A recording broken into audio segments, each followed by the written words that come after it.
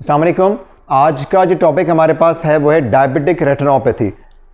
अच्छा, diabetic retinopathy जो होती है डेफिनेटली हमें उसकी क्लासिफिकेशन भी देखनी पड़ेगी। इसमें जो साइंस आते हैं रेटिना के ऊपर वो क्या क्या होते हैं, इसके साथ साथ हमें जनाब ट्रीटमेंट ऑप्शंस देखने पड़ेंगे, इन्वेस्टिगेशंस देखनी पड़ेंगी। तो diabetic retinopathy is one of the important topic जो एग्ज़ाम में भी आता है, जो आपको कहना चाहिए कि एग्ज़ाम मतलब MBBS के बाद भी आपको ज़्यादा इनकाउंटर करेंगे। अगर आप एंडोक्राइनोलॉजिस्ट बन गए या कोई गायनेकोलॉजिस्ट बन गई तो उनको भी डायबिटिक रेटिनोपैथी जो है उसको ऑप्थेल्मोलॉजिस्ट से असेस करवाने की ज़रूरत पड़ती है। उसकी वजह यह है कि अगर किसी को डायबिटिक रेटिनोपैथी है तो चांसेस काफ़ी ज़्यादा हैं कि उसको नेफ्रोपैथी मतलब किडनी की भी बीमारी हो सकती है। And what about the control of diabetes, के पेशेंट की डायबिटीज़ कंट्रोल कैसी है। द लेवल ऑफ कहना चाहिए कि HbA1c वेरीज और पेशेंट की डायबिटिक रेटिनोपैथी भी उस हिसाब से ख़राब होती चली जाती है और बग़ैर बताए ये पेशेंट की नज़र को ख़राब भी कर सकता है। ठीक है, अब हम पढ़ते हैं जनाब सबसे पहले तो बेसिक पैथोलॉजी, बेसिक पैथोफिजियोलॉजी कहाँ से होती है। हमने कहा जनाब ये हमारे पास जनाब क्या रही, आर्टरी के बाद वेन हो गई। अब हमारे पास ये आर्ट्रियोल आ गई। मैं बिल्कुल डायरेक्ट नीचे तक जा रहा हूँ कि ये आर्ट्रियोल आ गई और ये हमारे पास जनाब एंड कैपिलरी आ गई और कैपिलरी के बाद हमारे पास ब्लू कलर में आ गई वेन्यूल। ठीक है, जहाँ तक हमारे पास आर्किटेक्चर का सवाल पैदा होता है तो मैं इस वक्त कैपिलरी की बात कर रहा हूँ। इन लोगों के आर्किटेक्चर आप हिस्टोपैथोलॉजी में पढ़ चुके हैं कि कहाँ पे बेसमेंट मेम्ब्रेन होती है, कहाँ पे नहीं होती, कहाँ पे ट्यूनिका इंटिमा होती है, कहाँ पे स्मूथ मसल्स होते हैं। We are not going into detail of that one. तो अगर हम कैपिलरी की बात करें, बेसिकली डायबिटिक रेटिनोपैथी, फिर कह रहा हूँ ये हमारे पास रेटिनल कैपिलरीज पे काम करती है। ठीक है, अब कैपिलरीज का जो स्ट्रक्चर होता है ये जनाब एंडोथीलियम होती हैं। अगर मैं इसको इस तरह करके बनाऊं कि प्रॉपर स्ट्रक्चर, तो जनाब ये जो है ये आपका एंडोथीलियम आ गया। ठीक, ये नीचे की एंडोथीलियम यहां पे आ गई। ठीक, और एंडोथीलियम के बाद जनाब यहां पर हमारे पास इसकी बेसमेंट मेम्ब्रेन हो गई, ये इसकी बेसमेंट मेम्ब्रेन हो गई। और आपको याद होगा कि इसके पास हमारे पास जो सब्सटेंशिया प्रोप्रिया होता है यानी कनेक्टिव टिश्यू होता है वो नहीं होता। तो यहां पर हमारे पास पेरिसाइट्स होते हैं और पेरिसाइट इसको इस तरह कवर कर रहे होते हैं ओवरलैपिंग फिनोमेना मेथड में। ये पेरिसाइट हो गए। Pericytes mean, peri mean around, cyte mean cell से ड्राइव किया गया बेटा ये।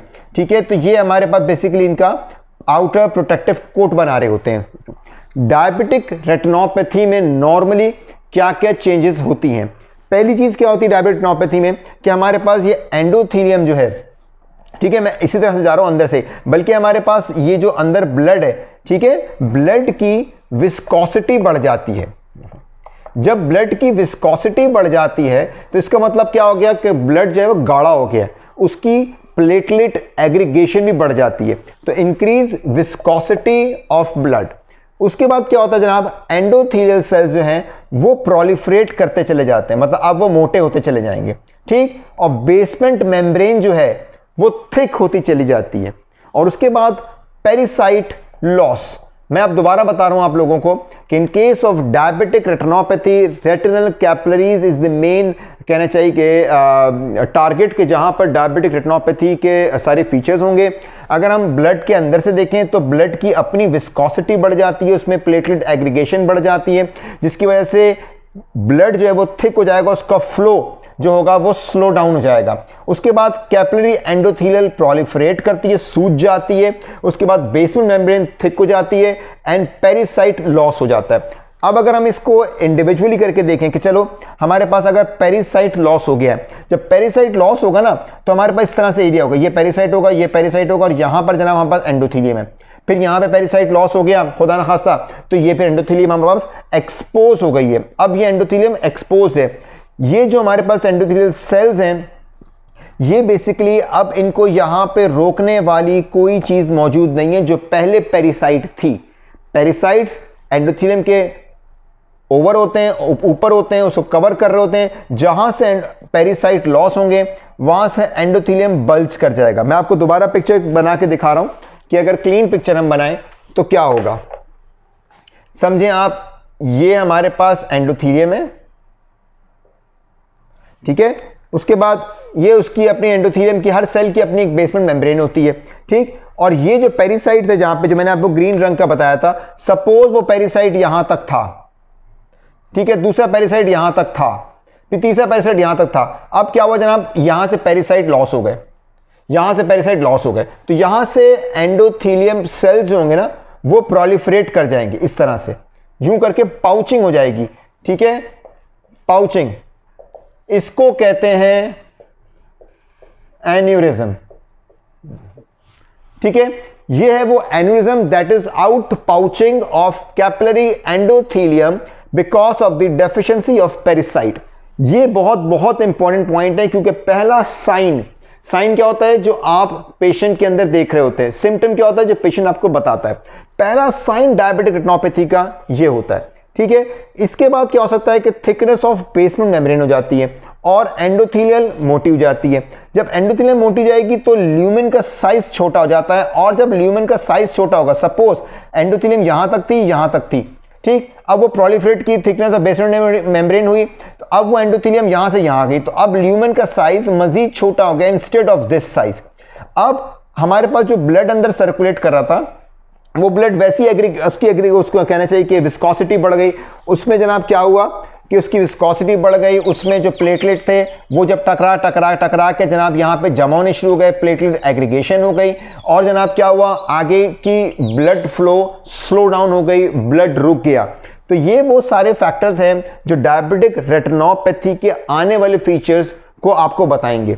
एक चीज क्या हो गई, एन्यूरिज्म का बनना, पाउचिंग बनना। दूसरा क्या हो गया कि ल्यूमेन का छोटा हो जाना, ब्लड फ्लो का स्लो डाउन हो जाना, ब्लड फ्लो का बंद हो जाना, ठीक। अब ये ज़हन में दो चीज़ें आप रखिएगा, अगर मैं पेरिसाइट की बात करूं जो यहां से ख़त्म हो गए और उसके बाद आउट पाउचिंग हो गई जनाब एंडोथेलियम की, तो बेटा ये एंडोथेलियम जो होगा ना, आउट पाउचिंग, यहां से फ्लूइड बाहर निकलना शुरू हो जाएगा, ठीक है। इसको हम कहते हैं जनाब एक्सुडेशन। ये वही एक्सुडेशन है जो हम पैथोलॉजी में पढ़ते हुए आ रहे हैं, या फिर हमें फार्माकोलॉजी में हम पढ़ते हुए आ रहे थे, ठीक है ना, या सॉरी इसमें किसमें, ये जो चैप्टर होता है हमारा पैथोलॉजी में पढ़ते हुए होते हैं कि भाई हमारा फ्लूइड जो है बाहर निकलता है depending upon amount of protein, या वो ट्रांसुरेट होगा या वो एक्सुडेट होगा। तो जनाब अब जब एंडोथेलियम बाहर निकली, इसको सराउंड करने के लिए हमारा पेरिसाइट नहीं है, तो यहां से प्रोटीन्स बाहर निकलना शुरू हो गई। जब प्रोटीन्स बाहर निकली तो उन्होंने मजीद पानी वानी मंगाया, और जनाब because of the oncotic pressure उन्होंने पानी वानी बढ़ाया यहां पे, और ये पूरा एडिमा हो गया।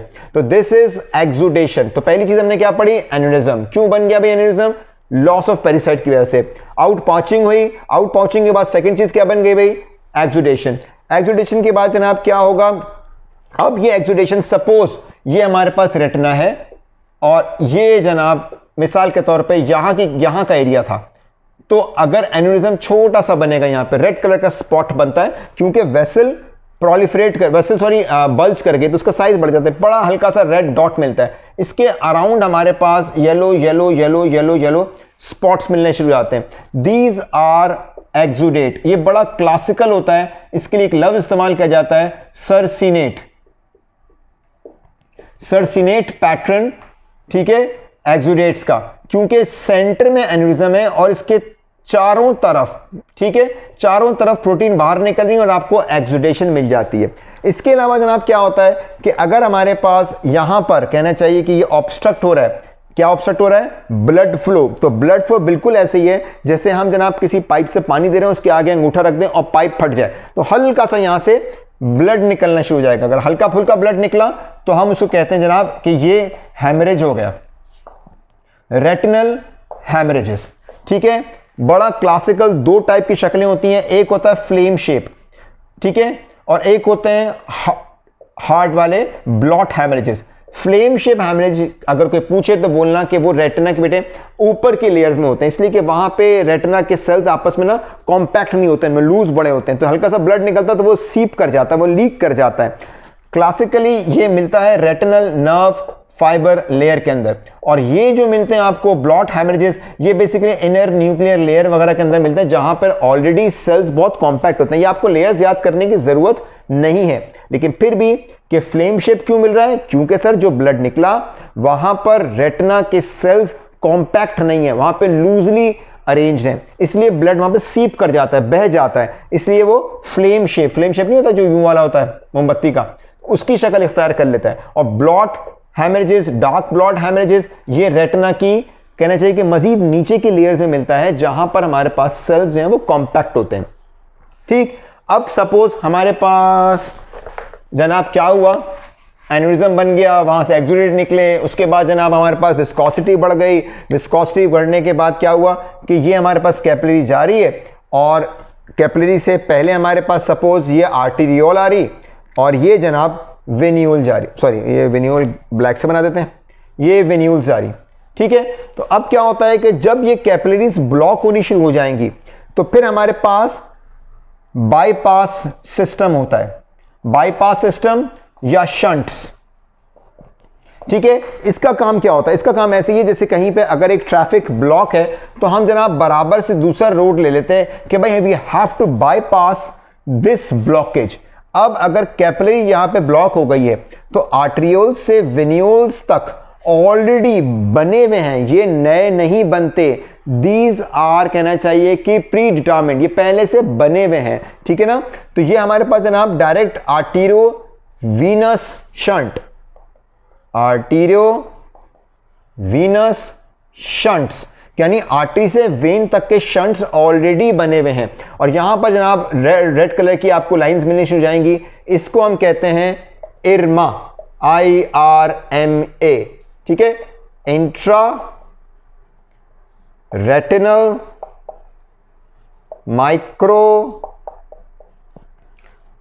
Microvascular, A for abnormality, intraretinal microvascular abnormalities are basically arteriovenous shunts जो कैपिलरी ब्लॉकेज की वजह से मिल जाते हैं। ठीक है भाई, ये वाले फाइंडिंग्स अभी तक आपको शायद समझ में आ गए हो। उसके बाद क्या होता है कि अगर इससे भी ज्यादा हाल बाहर जाए और ज्यादा कहना चाहिए कि डायबिटिक रेटिनोपैथी अनकंट्रोल है, तो वेन्स के अंदर, वेन्स में चेंजेस आ जाती हैं। वेन्स में चेंजेस क्या आती हैं, वेन्स हमारे पास क्या क्या हो सकती हैं,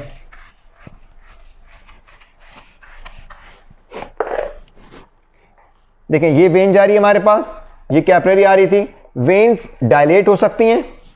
ठीक है, उसको कहते हैं जनाब वेन्स डायलेटेशन। ठीक है, उसके बाद क्या होता है, वेन्स में टॉर्चुएसरी आ सकती है क्योंकि when is a flexible structure, artery is not. Second चीज क्या आती है, टॉर्चुएसिटी। उसके बाद क्या आती है जनाब, वीनस बीडिंग। बीडिंग क्या होगी कि वेन जा रही और जाते हुए एकदम से बीट कर गई, थोड़ा सा बड़ा हो गया, इतना सा सेगमेंट डायलेट हुआ है। ठीक है, क्योंकि ये डिस्टेंसिबल होती है, ये फैल सकती है वेन, आपने पढ़ा होगा ना सफनेस वेन होती है फिर वो डायलेट हो जाती है। तो इसी तरह से इसमें जो छोटी सी लोकलाइज अगर स्वेलिंग मिल गई तो उसको हम कहते हैं वीनस बीडिंग। ठीक है, उसके अलावा जनाब क्या हो सकता है, लूपिंग, वेन्स लूप भी बना लेती हैं यूं करके। ठीक है, मतलब जितनी टॉर्चुअसली होगी, जितनी उसके अंदर पोटेंशियल होगा डायलेट फैलने का, एक्सपेंड होने का, डायलेट होने का, उस हिसाब से इसमें चीजें आ सकती हैं। तो वेन्स में या वीनस चेंजेस में जो 4-5 नाम लिखे हुए हैं वो हैं डायलिटेशन, पूरी वेन डायलेट कर गई, टॉर्चुअसली ऐसे हो गई, वीनस बीडिंग एक सेगमेंट हो गया। चौथी क्या होती है बेटा, लूपिंग, वीनस लूपिंग। लूपिंग क्या होती है, वेन्स ऐसे लूप कर जाती हैं। ठीक है, लूप बना लेती हैं। तो दीज आर वीनस चेंजेस। अगर ये भी इस वक्त भी डायबिटीज कंट्रोल नहीं की गई तो ना ये जितनी बातें मैंने आपको बताई हैं बेटा वो सारी की सारी डायबिटिक रेटिनोपैथी की नॉन प्रोलिफरेटिव टाइप हैं। डायबिटिक रेटिनोपैथी 2 टाइप की होती है, एक होती है नॉन प्रोलिफरेटिव, एक होती है जनाब ये आ रहा है बेटा प्रोलिफरेटिव। ठीक है, नॉन प्रोलिफरेटिव में सारी चीजें कौन कौन सी आ गई मैं फिर लिख रहा हूं इसमें। सबसे पहले माइक्रो एन्यूरिज्म, उसके बाद एक्सुडेट, उसके बाद हेमरेजेस। हेमरेजेस कौन से, फ्लेम शेप्ड, ठीक है, या हमारे पास डॉट ब्लॉट हेमरेजेस। उसके बाद जनाब क्या आ गया, इरमा। ठीक है, उसके बाद क्या आ गया, वीनस टॉर्चुअसरी। एक चीज मैं भूल गया था आपको बता रहा हूं, एक है cotton wool spots. Cotton wool spots क्या होते हैं, अगर हम रेटिना को देखें तो रेटिना के ऊपर हमारे पास वाइट वाइट या येलो येलो लीजन्स की दो चीज़ें होती हैं, या तो वो जनाब एक्सुडेट होंगे या वो कॉटन वूल स्पॉट्स होंगे। जो वाइट कलर या येलो कलर होते हैं, दोनों में क्या फ़र्क है? एक्सुडेट जो होते हैं वेल डिफाइंड होते हैं, उनकी मार्जिन्स बड़ी क्लासिकली डिफाइंड होती हैं और वो बहुत सुपरफिशियल नहीं होते। ये सिर्फ बताने के लिए आप लोगों के लिए। कॉटन वूल स्पॉट्स क्या होते हैं? जैसे बर्फबारी में जो कॉटन वूल आते हैं ना, बिल्कुल उस तरह से इर्रेगुलर मार्जिन के साथ होते हैं। ठीक है, ये बेसिकली जनाब क्या है? रेटिनल नर्व फाइबर लेयर के अंदर हमारे पास जो एक्सोनिक या जो एक्सोनिक फ्लो होता है वो रुक जाता है। बस इतना ध्यान में रख लीजिएगा कि cotton wool spot is basically an ischaemic change, retinal nerve fibre के लेयर पे होता है ये, और ये जनाब इर्रेगुलर मार्जिन के साथ होगा, इनडिस्टिंक्ट मार्जिन के साथ होगा, जो भी कहना चाहिए, एंड दीज आर सुपरफिशियल। ठीक, अच्छा, that was about all non proliferative. अब क्या हुआ जनाब? प्रोलिफरेटिव। प्रोलिफरेटिव मतलब आपके पास न्यू वेसल्स आनी शुरू हो गई। जो न्यू वेसल्स आती हैं, याद रखें इनके मुतालिक कि new vessels are always leaky and fragile. Leaky and fragile. Leak means कि पाइप जा रहा है, पाइप से पानी निकला है। फ्रेजाइल क्या है? पाइप जा रहा है, वो फट गया। दो अलग चीजें। ठीक है, लीकी मतलब मैं फिर बता रहा हूं कि न्यू वेसल्स अगर यहां से नहीं बन गई हैं, अगर न्यू वेसल्स यहां बनी है, यहां बनी है, इसका नाम अभी देखते हैं क्या है, कहीं भी न्यू वेसल्स बन गई हैं अगर, तो उनमें जो बेसमेंट मेम्ब्रेन होती है बहुत वीक होती है, उनकी प्रोटेक्टिव कवरिंग इतनी अच्छी नहीं होती, जिसकी वजह से अगर उसमें नॉर्मल फ्लो ऑफ ब्लड आ रहा है तो एकदम से उसमें से आहिस्ता आहिस्ता पानी निकलना शुरू हो जाएगा। That is leaky. ठीक है, और जब पानी बाहर निकलेगा तो क्या हो जाएगा? एडिमा हो जाएगा।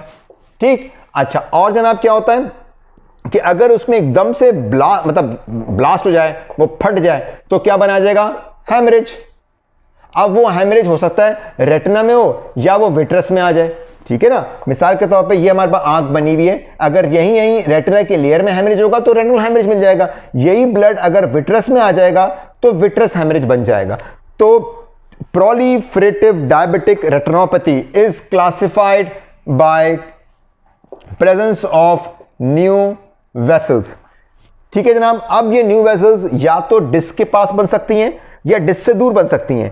तो ये दो टाइप की होती हैं न्यू वेसल्स, दो टाइप की होती हैं। एक होती हैं एनवीडीज, न्यू वेसल्स एट डिस्क, और एनवीई यानी न्यू वेसल्स एल्सवेयर, मतलब कहीं और। ये डब्ल्यू है बेटा, एल्सवेयर कहीं और बन गई।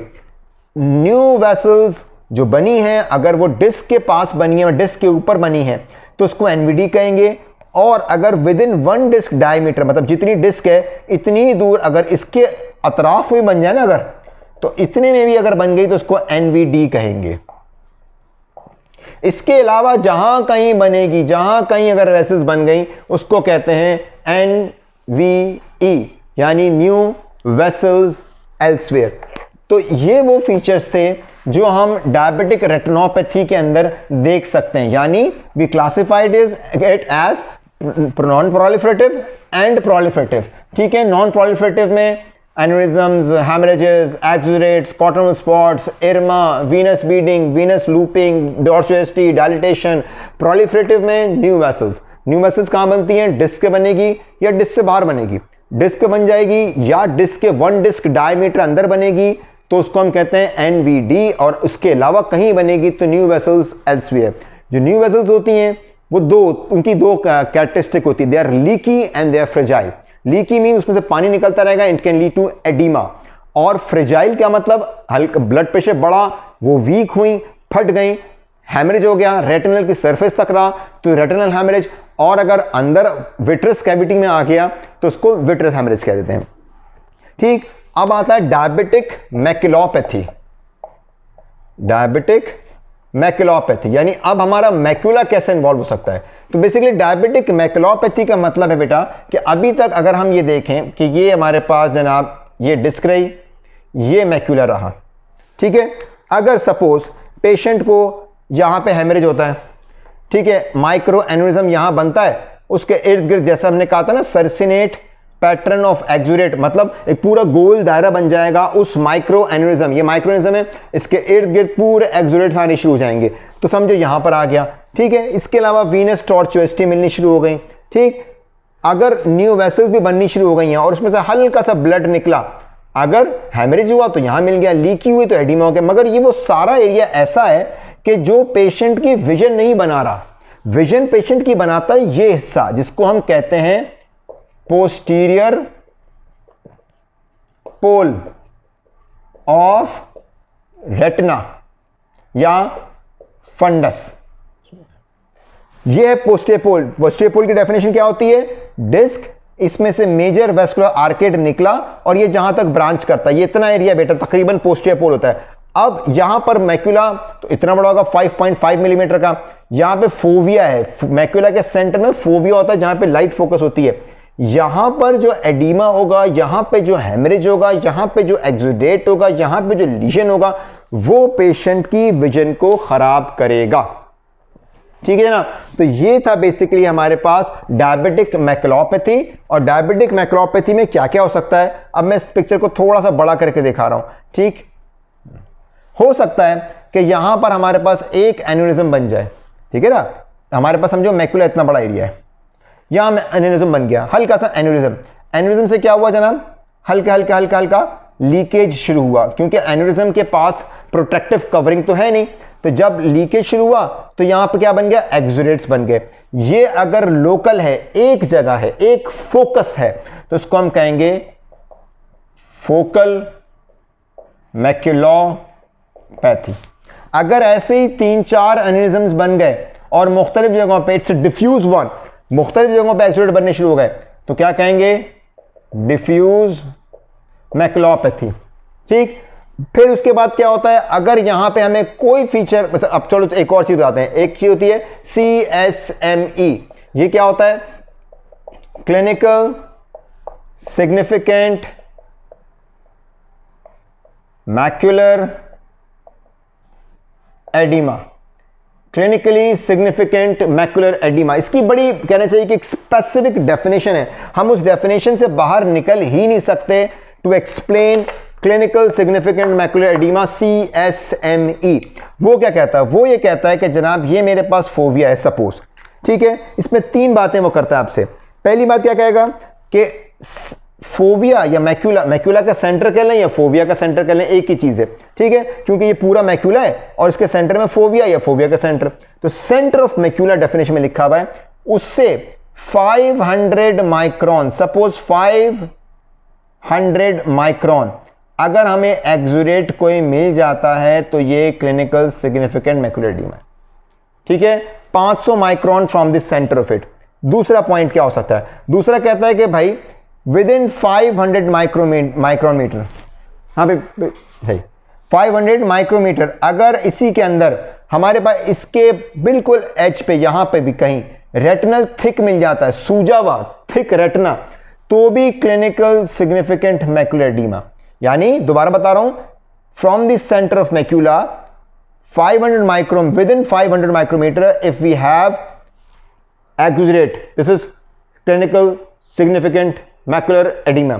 अगर within 500 micrometre from the centre of macula we have retinal thickening, उसका रेटिनल थिकनिंग का कोई पार्ट बाहर भी हो चलेगा, लेकिन अंदर अगर आ गया है कोई पार्ट भी, अगर यहां आ गया तो फिर तो ऑब्वियस ही है, लेकिन एज पे भी आ गया, एज पे भी, तो हम इसे कहेंगे yes this is clinical significant macular oedema.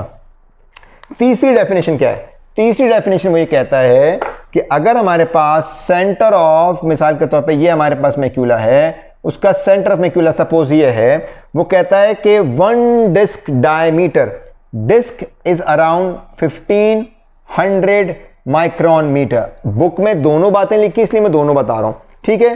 तो विद इन 1 डिस्क डायमीटर, मतलब पहले तो 500 था, अब वो कह रहा है कि नहीं जी, डिस्क के साइज इतना बड़ा और इसके अंदर कहीं पर भी आपको रेटिनल थिकनिंग मिलती है जो खुद भी 1 डिस्क डायमीटर की हो, इतनी बड़ी, तो उसको भी हम क्लिनिकल सिग्निफिकेंट मैकुलर एडिमा कहते हैं। सही, मैं दोबारा बता रहा हूं, इसको करके पूरा साफ करके दोबारा।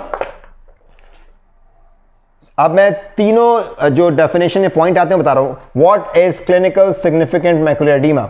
सर, अगर with from the centre of macula if we have any exudate, ठीक है, विद इन 500 माइक्रोन, ठीक है, one. Second thing sir, within 500 micron from the center of macula, if we have any retinal thickening, ठीक है, any part of which lie may be outside or inside, this is clinical significant macular edema.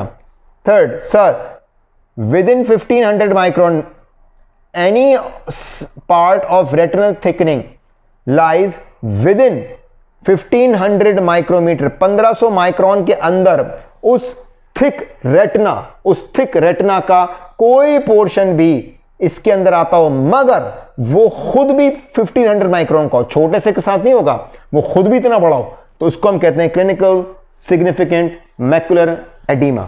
ये तीन तो हो गई diabetic maculopathy की बात, और डायबिटिक मैकुलोपैथी की बात जो एडीमा से रिलेटेड है। अब जो हम चौथी बात करें, क्योंकि डायबिटिक मैकुलोपैथी में 4 चीजें आती हैं। तीसरा आता है जनाब स्केमिक मैकुलोपैथी।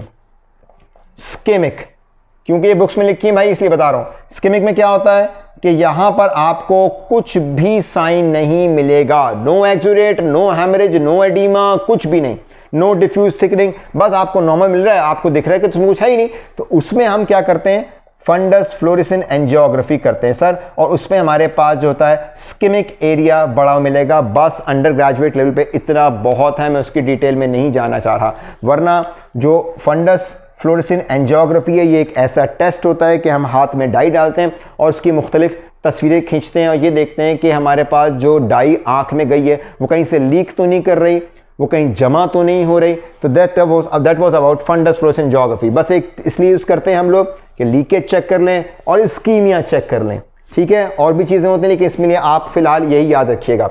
तो बेटा ये थी हमारे पास डायबिटिक रेटिनोपैथी, जिसमें मैकुलोपैथी भी आ गई और पूरी नॉन प्रोलिफरेटिव की पैथोफिजियोलॉजी की थोड़ी बहुत कोशिश है, ठीक। अच्छा, अब इसमें जो पुरानी क्लासिफिकेशन है वो बैकग्राउंड रेटिनोपैथी, प्री प्रोलिफरेटिव वो अब ख़त्म हो गई है, वो अब यूज़ नहीं करते। तो हमने क्या पढ़नी है, ETDRS। ये आपने रट्टा लगानी किताब के अंदर, जो भी इसके अंदर बनी हुई है, मॉडरेट है, माइल्ड है, सिवियर है, वो आप लोगों ने इंशाल्लाह उन्हीं वही फाइंडिंग्स हैं। यानी सपोज मैं एक तेज करके बताता हूं, क्योंकि बिल्कुल रट्टाफिकेशन चीज़ है इसलिए मैं बता रहा हूं। माइल्ड में क्या मिलेगा आपको, इनफैक्ट वेरी माइल्ड भी एक चीज़ होती है जिसमें सिर्फ एक माइक्रो एनेरिज्म होगा। फिर मिलती है माइल्ड, जिसमें माइक्रो एनेरिज्म के साथ आपको हेमरेज मिलेंगे, आपको कॉटन वुड स्पॉट्स मिल जाएंगे, आपको जनाब क्या मिल जाएंगे, एक्सुडेट्स मिल जाएंगे। फिर मॉडरेट आ जाती है, ठीक है। मॉडरेट में इनके साथ साथ आपको वीनस बीडिंग मिल जाती है। उसके बाद जनाब सिवियर आ जाती है। सिवियर में कहते हैं फॉर्मूला है 4:2:1, मतलब रेटिना है उसके 4 क्वाड्रेंट बना दें आप, चारों में या तो हेमरेजेस मिले या 2 क्वाड्रेंट में वीनस बीडिंग मिले या किसी एक क्वाड्रेंट में इरमा मिल जाए, तो ये बेटा हो जाती है सिवियर। इसकी एक और टाइप होती है वेरी सिवियर। वो कहते हैं जी अभी तो 4:2:1 यानी 4 क्वाड्रेंट में हेमरेज हो या 2 क्वाड्रेंट में, किसी भी 2 क्वाड्रेंट में वीनस बीडिंग हो या किसी एक में इरमा हो, तो हमने सिवियर कह दिया। अब वो कह रहे हैं इन तीनों में से अगर 2 क्वालिटीज मिल जाती हैं, यानी हेमरेजेस भी हैं और 2 में वीनस बीडिंग भी है, यानी वीनस बीडिंग भी है और एक में इरमा भी है, तो उसको कहते हैं वेरी सिवियर। ये पूरी हो गई नॉन प्रोलिफरेटिव डायबिटिक रेटिनोपैथी। और उसके बाद आती है जनाब प्रोलिफरेटिव डायबिटिक रेटिनोपैथी, ठीक है। फिर ये mild to moderate and severe होती है। बस आप इतना याद रखें कि इसमें आपको NVD और NVE मिलती है, ये याद रखिएगा। यहां के बाद एक टर्म जिसके लिए मैं आपको मतलब ये बताना चाह रहा था, वो आ गया है एडवांस्ड डायबिटिक रेटिनोपैथी। इसमें 3 बातें होती हैं बेटा, 3 बातें। पैथी की क्या स्पेलिंग है, ऐसी कुछ होगी, समझ जाइए ये, ठीक है। एडवांस डायबिटिक रेटिनोपैथी, इसमें क्या होता है बेटा, ये सब न्यू वेसल्स के बनने से हो रहा है, ठीक है। न्यू वेसल्स हमने क्या कहा था, they are leaky and fragile. तो हमने जितना भी मैकुलर एडिमा पढ़ा that was because of leaky, ठीक है। फ्रेजाइल से क्या होगा कि ये हमारे पास जनाब रेटिना रहा, ये न्यू वेसल्स नहीं, ठीक है। अब न्यू वेसल फट करके फट गई, तो ये ब्लड आ गया आंख के अंदर, दैट इज विट्रस हैमरेज। ठीक, जब आंख में खून आता है, खून में क्या होगा, कोआगुलेशन होगी, फाइब्रस टिश्यू बनेगा और रेटिनल डिटैचमेंट हो सकती है। तो रेटिनल डिटैचमेंट जब पढ़ेंगे तो उसमें हम मुख्तलिफ टाइप पढ़ेंगे रेटिनल डिटैचमेंट की, मगर डायबिटिक में ट्रैक्शनल रेटिनल डिटैचमेंट होती है। सही। और जब बहुत लंबा स्कीमिया हो जाता है तो हमारे पास जो आंख होती है उसका जो आइरिस होता है, अब वो कह रहा है न्यू वेसल्स आइरिस में बननी शुरू हो जाती हैं। ठीक है, अगर पीछे स्कीमिया बहुत ज्यादा है तो न्यू वेसल्स आइरिस पे बन जाएंगी, जिसको हम कहेंगे NVIs, न्यू वेसल्स एट और on iris, new vessels on iris. तो ये तीन बातें, वन विट्रस हैमरेज, आंख में खून आ गया, न्यू वेसल्स फट गई, हैमरेज बहुत देर तक रहा, फाइब्रस टिश्यू बना, ट्रैक्शनल एलिमेंट आया, पर्दे को खींच दिया, ट्रैक्शनल रेटिनल डिटैचमेंट। तीसरा, बहुत अरसे तक डिटैचमेंट रही, स्कीमिया हो गया, ischaemia loss of blood supply, iris के ऊपर, ये लेंस है बेटा, आइरिस के ऊपर न्यू वेसल्स बननी शुरू हो गई, NVI कह दिया। And this is all about advanced diabetic retinopathy. इसके बाद जनाब हमारे पास क्या आता है, ट्रीटमेंट। बहुत बहुत इंपॉर्टेंट चीज है यहाँ पे। ट्रीटमेंट हमने क्या करना है जनाब, बेसिकली ट्रीटमेंट हमने उस लीकी, जो चीज लीक कर रही है ना बेटा, उसको करना है, और जो न्यू वेसल्स हैं उनको करना है। अच्छा, अब ये हमारे पास, मैं दोबारा से तस्वीर बना रहा हूं, ये जनाब एन्यूरिज्म आया, और एन्यूरिज्म के अराउंड छोटे छोटे छोटे छोटे छोटे छोटे छोटे छोटे एक्सुडेट्स आ गए। अब मैं एन्यूरिज्म को ग्रीन रंग कर रहा हूं, इसके अंदर ये आ गया। ठीक है भाई, अब आपने क्या करना है, अगर तो ये एन्यूरिज्म यहां पे रहेगा और ये एक्सुडेट आहिस्ता आहिस्ता बढ़ते चले जाएंगे, तो ये आहिस्ता आहिस्ता आहिस्ता आहिस्ता आहिस्ता मैकुला को और फोविया को इन्वॉल्व कर लेगा। तो हमने क्या करना है, हमने फौरन से पेशतर जाके इस माइक्रो एन्यूरिज्म पे लेजर कर देना है। लेकिन ये जो लेजर होगा ये बिल्कुल निशाना लेके स्नाइपर की तरह से ना आपने फोकल लेजर करना होगा, फोकल, FOCAL, फोकल लेजर। ठीक है, तो ये एक माइक्रो एन्यूरिज्म होगा तो उसके लिए फोकल लेजर होगा। बहुत सारे माइक्रो एन्यूरिज्म्स होंगे, अगर इतने सारे हो गए, फिर हम क्या करते हैं, फिर हम बेटा इतने पूरे एरिया में लेजर करते हैं, ये पूरा एरिया लेजर कर देंगे, यहां से स्पेयरिंग दिस एरिया, ये पूरा एरिया लेजर कर दिया। इसको कहते हैं ग्रिड लेजर, मतलब ग्रिड, छन्नी की तरह से लेजर हो गया। ठीक है, ये दो लेजर की टाइप्स हो गई कि जिसमें हम बेसिकली एक में एन्यूरिज्म को ब्लॉक कर रहे थे फोकल में, और ग्रिड लेजर में क्या करते हैं, लेजर अप्लाई करते हैं ताकि RPE की पंपिंग एक्टिविटी, इतना याद रखिएगा, RPE की पंपिंग एक्टिविटी बढ़ जाए और फ्लूइड वहां से निकल जाए। That was about the grid laser.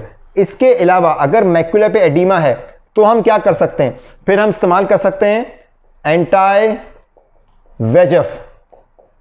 ठीक है, यह है वैस्कुलर एंडोथेलियल ग्रोथ फैक्टर। इसको भी जो है इंजेक्शन के तौर पे, ये मुख्तलिफ किस्म के आते हैं, इसका नाम है बेसिकली, जो सबसे हमारे पास पहले आया था वो पेगाप्टेनिब था, मैक्यूजिन था, लेकिन जो आपने याद रखने हैं वो है जनाब बीवासुसीमैब, रानीबिजिमैब एंड एफ्लीबरसेप्ट। ये क्या करते हैं, इतना आपको ज्यादा परेशान होने की जरूरत नहीं है, बस ये न्यू वेसल्स को बनने से रोकते हैं, उनको रीग्रेस करते हैं, और साथ साथ लीकी एरिया भी रोकते हैं। तो ये है जनाब एंटी VEGF इंजेक्शन, जो 1 मंथ अपार्ट, एक महीने पे पेशेंट को दिए जाते हैं। ठीक, तो that was about macular oedema treatment. इसके अलावा इंट्राविट्रल, ये एंटी VEGF इंट्राविट्रल दे रहे हैं विट्रस के अंदर, आंख के अंदर। ठीक है, स्क्लेरा से जाएंगे, और इंट्राविट्रल स्टेरॉइड भी दी जा सकती है, लेकिन स्टेरॉइड का नुकसान क्या होता है कि ये इंट्राऑक्युलर प्रेशर बढ़ा सकता है और ये कैटरेक्ट कर सकता है। तो लिहाजा स्टेरॉइड उन पेशेंट्स में दिया जाता है जिसमें ये इंजेक्शंस लगाने के बावजूद भी इंप्रूवमेंट नहीं हो रही, एक कंडीशन। दूसरा, पेशेंट का ऑलरेडी कैटरेक्ट सर्जरी हुई भी हो, उसको हम कहते हैं सूडोफेकिक। ये ज्यादा है लेकिन कोई बात नहीं, अगर याद रह गया तो ठीक है, वरना कोई बात नहीं। तो that was all about macular oedema treatment और न्यू वेसल्स। अब न्यू वेसल्स आएंगी, अब हमारे पास आखिरी चीज है बस ये, अब ये न्यू वेसल्स बन गई। अच्छा, न्यू वेसल्स बन क्यों रही हैं? न्यू वेसल्स इसलिए बन रही होती हैं, सपोज हमारी क्लास में इस वक्त 50 बच्चे बैठे हुए, ठीक है, उनमें से जनाब क्या हुआ कि कुछ को पानी जा रहा है, कुछ को पानी नहीं जा रहा। ठीक है, मिसाल के तो मेरे पास जनाब 10 ग्लास पानी है और क्लास में 50 बच्चे बैठे हैं, तो जो सबसे इंपॉर्टेंट बच्चे हैं मेरे पास, जो अच्छे वाले वो मेरी तरह नहीं होते, ठीक है, वो अच्छे वाले बच्चे होते हैं। अब उनको तो पानी देना है 10 ग्लास, बाकी बच्चे कह रहे हैं हमें पानी दो, हमें पानी दो।